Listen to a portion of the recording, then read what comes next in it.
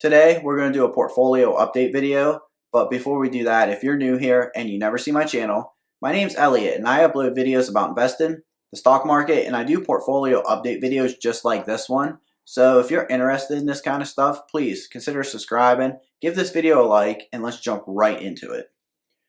So my phone should be coming up right about now, and looking down at the 1 week chart, I'm up $114.93 or 2.13%. 1 month, I'm up $106.95 or 1.98%.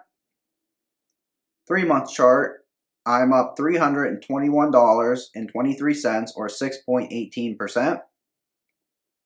Year to date, I'm up $313.64 or 6.03%. 1 year, I'm up $1,127.45 or 25.68%. And all time, I'm up $1,688.40 or 44.08%. Going down to the stocks I own. First up is Apple, which Apple is my favorite tech company and my favorite stock. I have 5 shares. Average cost is $85.26.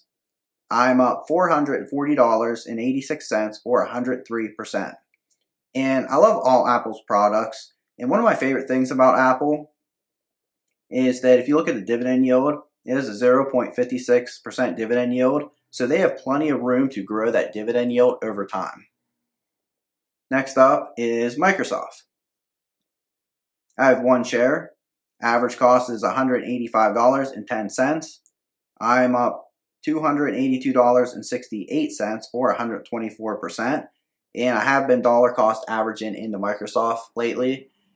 I really like what they're doing with the whole AI stuff. And if you look down to the year-to-date chart, they're up 11%. So they're doing really well this year. Next up, we have Amazon. I have 2 shares. Average cost is $109.23. I'm up $142.68 or 60%. And looking at the year to date for Amazon, they're up 15%. So Amazon is doing very well this year too. Amazon is one of the few stocks that I hold to that they don't pay a dividend. United Health. I have 0.64 shares. Average cost is $511.99. I'm down $14.64 or 4%. I think any time that you can get United Health under the $500 mark is a very good deal. And their year-to-date chart, they're actually down 7%. So it might be a good time to get in on them. Next up, we have Visa. I have 1 share. Average cost is $224.78.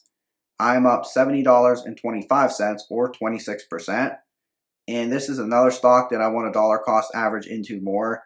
I want to at least try to get 2 shares of this. Year to date, they're up almost 10%, so they're doing very well this year too. After Visa, we have Starbucks. I have 2 shares. Average cost is $80.24. I'm up $26.80 or 15%. And Starbucks is actually a very good dividend stock. They have a dividend yield of 2.39%. Sometimes Robinhood is off a little bit with their dividend yields, but they're kind of in the ballpark with it. Their year to date, they're down 3%. I haven't bought new Starbucks recently, aside from reinvesting my dividends, which all my dividends, I just reinvest them back into the same companies that pay them. Next up is Waste Management. I have 1 share. Average cost is $102.67. I'm up $119.80 or 104%. And honestly, Waste Management is one that kind of shocked me with how good the growth ended up being for me. They do pay a little bit higher of a dividend, 1.34%, but they have done very well. Even this year, they're up 18%. And I actually put a little bit more money in Waste Management to grow my position. I really like this company, but I don't know if they'll ever go down to my average cost. So I think I'm at the point where I have to start averaging up. And I'm okay with that because I don't want to just own 1 share of Waste Management. So I'm okay with paying a little bit more money to build this position up. After Waste Management, we have Coca-Cola, one of my favorite dividend stocks. I have 3 shares. Average cost is $50.08. I'm up $34.19 or 20%. I haven't bought no Coca-Cola recently. Looking at their year-to-date chart, they're up almost 3%, so not doing too bad. Pepsi. I do have a dividend coming in from Pepsi for $1.37. I have 1 share. Average cost is $175.90. I'm down $12.60 or 6%. And for their year-to-date, they're down almost 3%. So next time I buy stocks, I might put a little bit more money in Pepsi just because I'm down. It might be a good time to average down a little bit. But I do like Pepsi. I like how they have quite a few different products, so they're well diversified. And of course, the best thing about Pepsi is that dividend. After Pepsi, we have Fastenal. I have 2 shares. Average cost is $45.04. I'm up $66.02 or 67%. And looking at the year-to-date for Fastenal, they are up 17%. And Fastenal just became a dividend aristocrat, which is a very big deal. They've had 25 years of dividend growth. And actually, this is a position I've been thinking about building up a little bit more too. It doesn't make up a lot in my portfolio. You can see it makes up about 3%. But this is a position I think I'm going to start building up a little bit more as well. After Fastenal, we have Bank of America. I have a 97-cent dividend coming in from Bank of America. I have 4 shares. Average cost is $26.11. I'm up $39.69 or 37%. I haven't really did anything with Bank of America, but looking at their year-to-date, they're up 7%, getting close to 8%, so they're having a very good year. After Bank of America, we have AbbVie. I have 2 shares. Average cost is $138.21. I'm up $87.84 or 30%. AbbVie's year to date, they're up almost 17%.